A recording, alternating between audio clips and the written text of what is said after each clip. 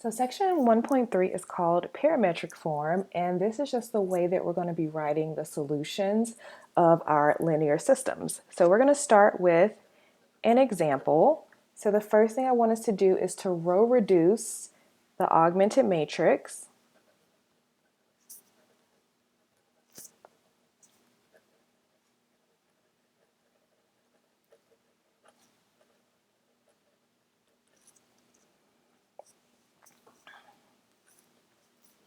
into RREF, so reduced row echelon form. And then after we've done that, we are going to circle the pivot positions.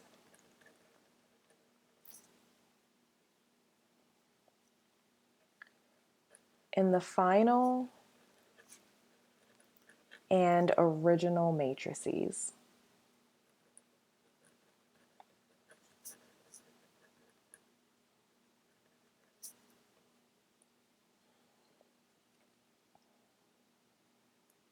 So we're going to row reduce the augmented matrix into RREF and circle the pivot positions in the final and original matrices. So here is our augmented matrix that represents a linear system. So I'm going to go down the columns 1, 3, 5, 3, 5, 7,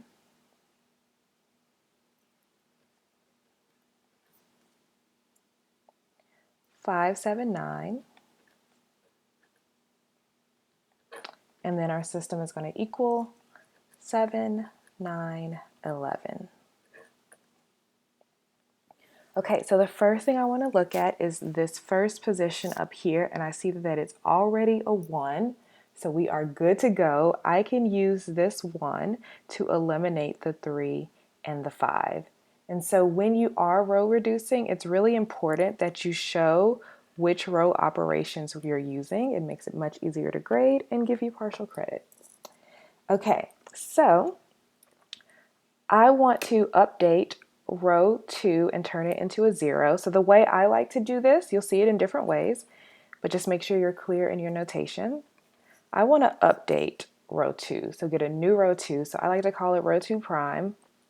And the way I'm going to do it is I'm going to multiply -3 times R1 and then add it to R2.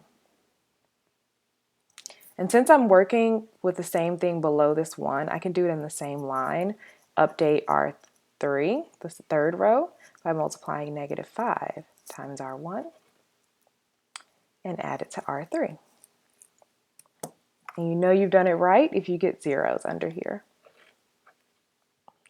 All right, so the first row is going to stay the same because we have not updated it. We should get a 0 here,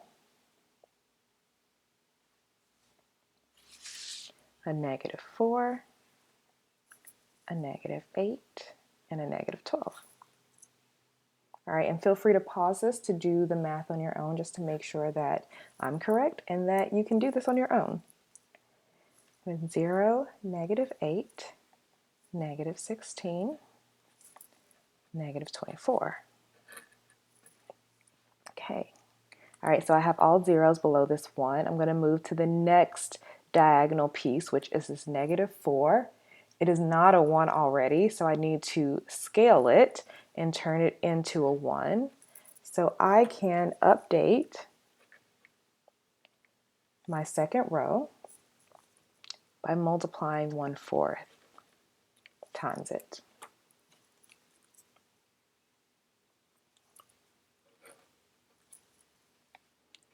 All right, so everything will stay the same except row 2.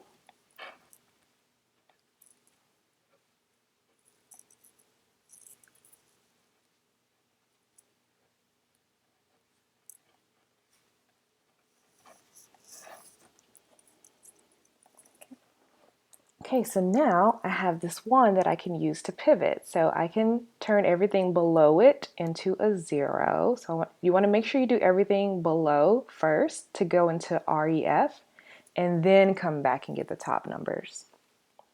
Okay, so I will be updating row 3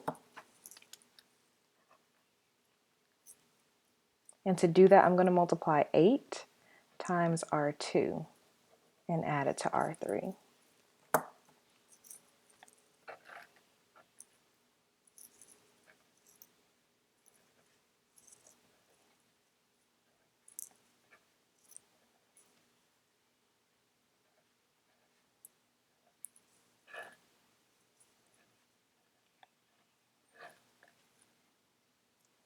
Okay, so notice we're going to have all zeros in the bottom, and that's okay, but that just tells us we're not going to have a third pivot position because there's no way that we can use the 0 to update these numbers up here.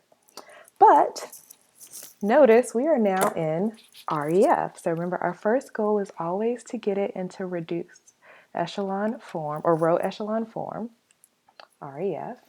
Okay. All right, so now we can use this pivot position to get rid of this 3, and I think we'll be good to go. So I'm updating row 1 by multiplying -3 times the second row and adding it to the first.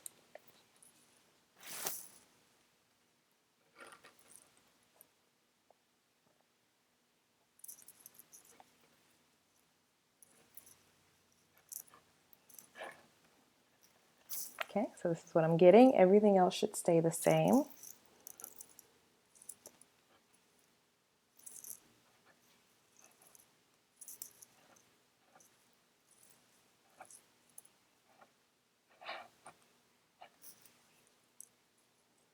All right, and so now if you notice, we have ones in the diagonal as much as we could. We have zeros below them, but also we have zeros above. So that means we are in RREF, reduced row echelon form, which is exactly what our goal was. So the next thing that we were asked to do is to circle the pivot positions in the final and original matrices. So we can use the final to see, oh, we have 2 pivot positions, the first and second diagonals, and they are going to correspond to the 1 and the 5 in the original augmented matrix. Okay, so the final thing that I want us to do with this example is to find the solution. All right, so let us find the solution of the underlying system. And so I actually want us to write out the system first.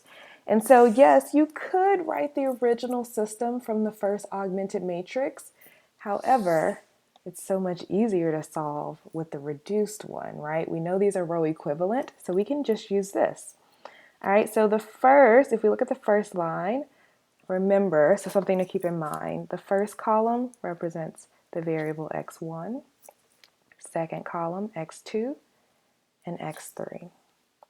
All right, so our system tells us that x1 minus x3 equals -2. And then we also, for the second row, we see that x2 plus 2x3 equals 3. And then the third row, we have all zeros. We don't have to use it. I won't be writing it down in the future, but I'm going to write it down today. 0x1 plus 0x2 plus 0x3 equals 0. All right, let's get into the solution. All right, so I like to do a curly brace to write out my solution. And remember, our solution is going to be x1, x2, and x3. So I'm going to take each one of these. So take the first equation and solve for x1. And I can do that by moving the x3 over. In the second equation, I'm going to solve for x2, which I'll do by moving this part over. Whoops. This should be 3 minus 2x3. And then for x3, 1, notice that it's in the solution set for both x1 and x2. Also, we had a whole bottom row of zeros. And we know 0 times anything is always going to be 0. So actually, x3 can be whatever we want it to be. Any number for x3 will work. So what we do is we call it free. So we'll say x3 is free.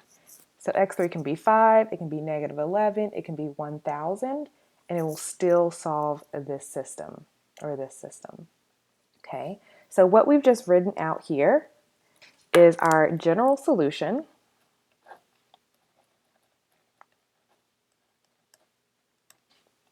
And it is in parametric form.